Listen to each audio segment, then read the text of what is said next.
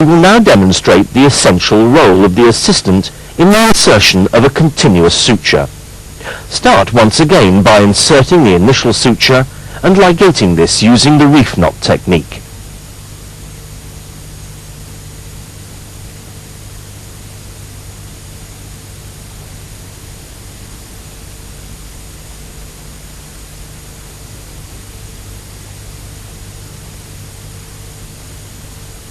In this situation, let us assume that we wish to maintain a hold of the end of the short suture as a stay. In this case, get your assistant to place a hemostat on the end of the suture, grasping it right at the tip of the jaws, not up near the hinge where it would slip. Grasp it in the tip of the jaws and place to one side.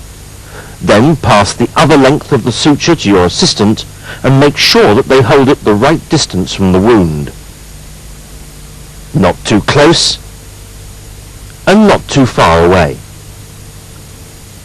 Then continue suturing. As you insert the suture and pull it through gently, your assistant should release the suture and allow you to snug it down. Pass it again to the assistant. As one continues along the incision, it is important that the suture material does not get caught around instruments, as you see here, and your assistant should remain alert to such a danger. Unfortunately, in this case, the assistant was not alert and allowed the suture material to twist around an instrument.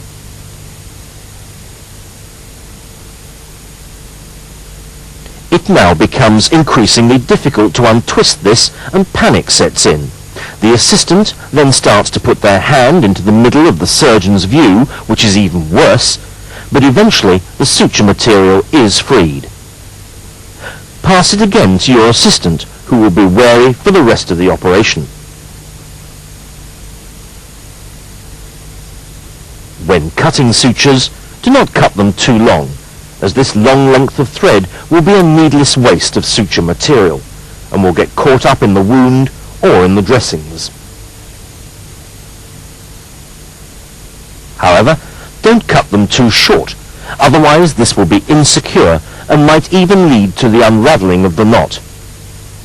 Cut the suture to such a length that it will be secure and also allow the suture to be grasped